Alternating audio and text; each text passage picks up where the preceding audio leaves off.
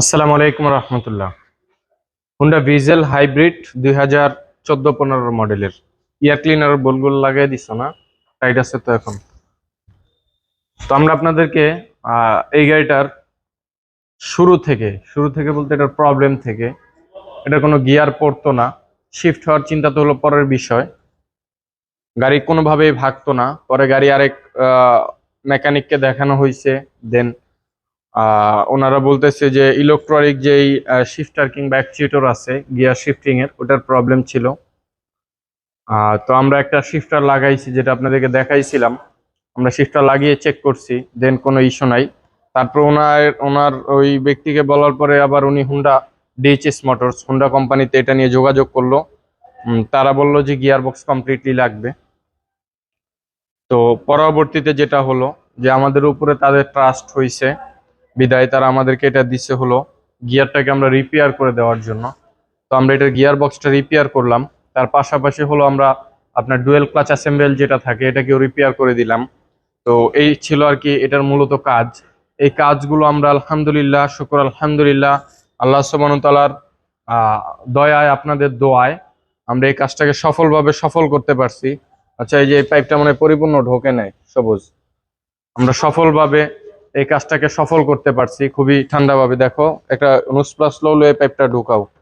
ওই যে হ্যাঁ, এর নিচের পাইপটা, এই পাইপটা মানে একটু বাইর হয়ে আছে। পানি টানি সবকিছু ঠিক আছে?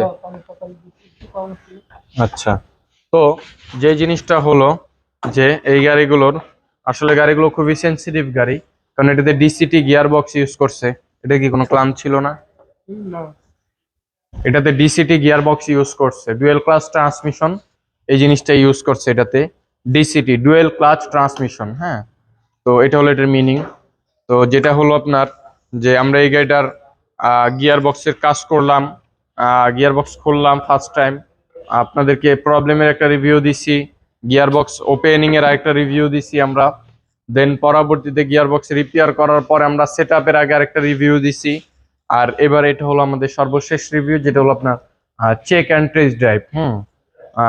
Trial the road test. আমরা এখন রোড টেস্ট করব গাড়িটা।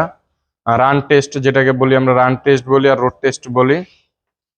তো আমাদের এই কাজের জন্য গাড়িটা উপযুক্ত। আমরা কালকে এটাকে কমপ্লিট করে কালকে রাত্রে আমরা 300 ফিট এটা নিয়ে ট্রায়াল দিচ্ছি, আলহামদুলিল্লাহ, শুকর আলহামদুলিল্লাহ। 130-40 পর্যন্ত গাড়ির স্পিড উঠাইছি, ইজিলি ভাবে প্রত্যেকটা গিয়ার শিফট হয়েছে আলহামদুলিল্লাহ। কোনো প্রকার কোনো ইস্যু নাই। আল্লাহ চাহে তো আশা করি ইনশাআল্লাহ তাআলা সামনের দিকেও ভালো থাকবে। তো এই পুরো বিষয়টা আপনাদেরকে দেখাবো আমি একটু পরে, যেটা হলো টেস্ট ড্রাইভ করে ইনশাআল্লাহ তাআলা। তো আমি এখন বনারটা নামিয়ে দিই। সর্বপ্রথম বনারটা নামিয়ে দিয়ে আমরা এখন গাড়িটা স্টার্ট করব। গাড়ির চাবি কোথায় গাড়িতে?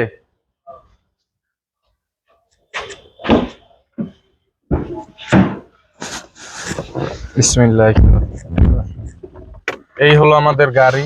ইভেন সিট বেল্টটা কি লাগানো আছে? না, এই সিট বেল্টটা, আপনি ক্যামেরা ঘুরায়েন না, আপনি স্ট্যান্ড থাকেন, আপনি লড়লে হইব নাকি? তো আমরা গাড়িতে বসলাম, বিসমিল্লাহি তাওয়াক্কালতু আলাল্লাহ, লা হাওলা ওয়ালা কুওয়াতা ইল্লা বিল্লাহিল আযীম। তো আমরা গাড়িটি স্টার্ট করলাম, রেডি হলো গাড়িটা। দেন ড্যাশবোর্ড ফুললি ক্লিয়ার, কোনো প্রকার কোনো ইস্যু, কোনো প্রকার কোনো প্রবলেম কোনোটাই নাই গাড়িতে, মানে এখন পর্যন্ত।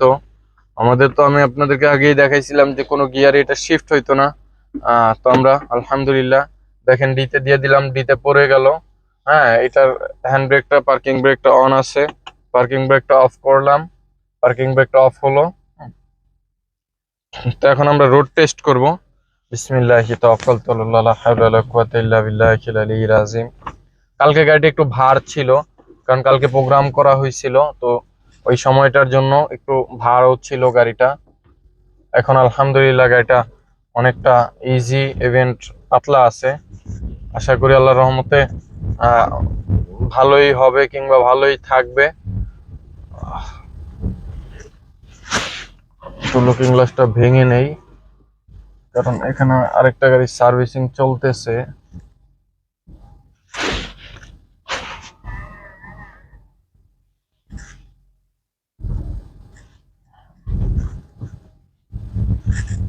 তো আমরা এখন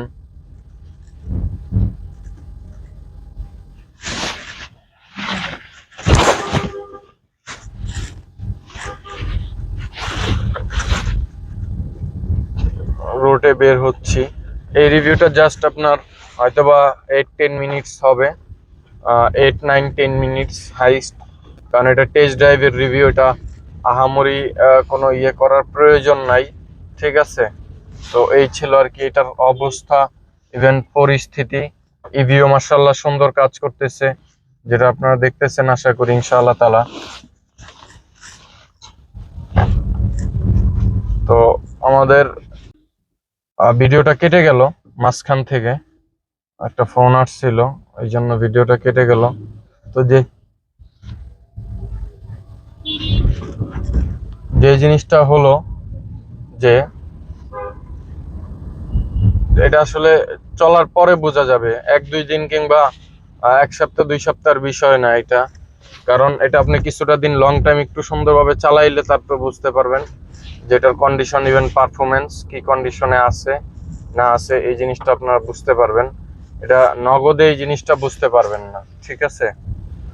এটা এই মুহূর্তে বোঝাটা একটু ডিফিকাল্ট। তো আলহামদুলিল্লাহ, তারপরে একটা বিষয় আছে যেটা চলতো না, চলে না, তারপরে এটা চলার ব্যবস্থা কিংবা চলা এখন, এটাই তো। ফোন আসতেছে, শুধু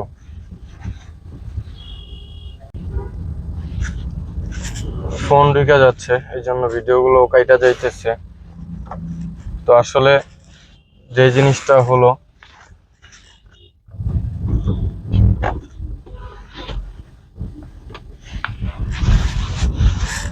যে আশা করি আলহামদুলিল্লাহ ওভারঅল সবকিছু অলওয়েজ ওকে আছে, কোনো প্রকার কোনো প্রবলেম কিংবা কোনো ইস্যু নাই।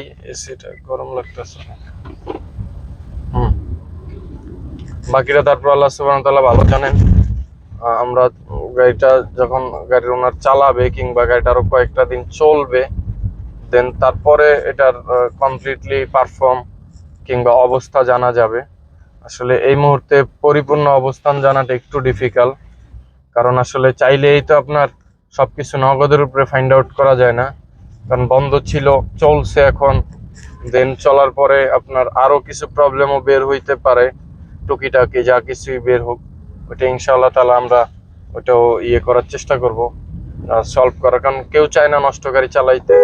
হ্যাঁ, তো আমরা ওই জিনিসগুলো চেষ্টা করব ইনশাআল্লাহ তাআলা।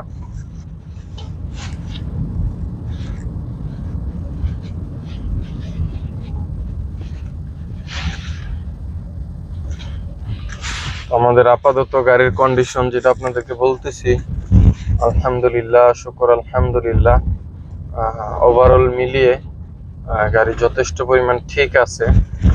ইভেন্ট আমি আপনাকে বললাম কালকে 300 ফিটে ফাঁকা রোড ছিল, ওখানে আপনার 130-40 এটা আনলাম।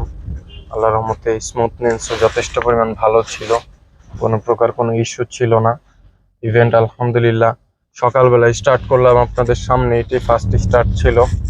তারপর হলো আপনার টেস্ট ড্রাইভ, এটাও যেটা করতেছি এটা স্টার্টের পরেই বের হইলাম। তো আসলে কিছু প্রবলেম বোঝা যায় ঠান্ডা অবস্থায়, কিছু প্রবলেম বোঝা যায় গরম অবস্থায়, তো দুইভাবেই ট্রাই করা চলতেছে। আমাদের হয়তো আজকে গাড়িটা ডেলিভারি হয়ে যাবে, আমাদের এখনো সার্ভিসিং বাকি আছে, গাড়িটা অনেক ময়লা হয়ে রয়েছে। আসলে গাড়িটা পড়েছিল, তো আপনাদেরকে তো বললাম যে গাড়িটা পড়েছিল, তো পড়ে থাকার পরে ড্রাইভার যে ভদ্রলোক ছিলেন, ড্রাইভার যে ভাই ছিলেন, তো আমি তার প্রতি একটু ইয়ে বোধ মনে করতেছি, কারণ তার উচিত ছিল গাড়িটা একটু যত্ন নেওয়ার। আমি জানি না সে নেওয়ার পরেও কি অবস্থা কিনা, এটা সম্পর্কে আমার জানা নাই, কিন্তু নিয়ে থাকলে ঠিক আছে, আর যদি না নিয়ে থাকে তাহলে আমি মনে করি যে আসলে এটা তার একটু গাফেলতি। হ্যাঁ, এটার প্রতি তার একটু যত্নশীল হওয়া উচিত, কারণ একটা ব্যক্তির একটা গাড়ি, 30-35 লাখ টাকার একটা গাড়ি, একটা ড্রাইভারের উপরে নির্ভর করে, তাকে কিন্তু বেতন দেওয়া হয় এই জিনিসের উপরেই, যে সে গাড়িটা সুন্দরভাবে চালাবে, ইভেন্ট গাড়িটার প্রতি একটু যত্ন নিবে। হ্যাঁ, এটার জন্যই তাকে মূলত ইয়ে করা হয়। আসলে আমরা বলি যে ড্রাইভার ভালো না কিংবা ড্রাইভাররা, কিন্তু কয়েকজনের জন্য একটু সবাই আর কি এই জিনিসটার ফেরে পড়ে। তো সকলে ভালো থাকবেন, সুস্থ থাকবেন এবং দোয়া রাখবেন। এই পর্যন্তই রাখতেছি। আসসালামু আলাইকুম ওয়া রাহমাতুল্লাহ। আল্লাহ হাফেজ।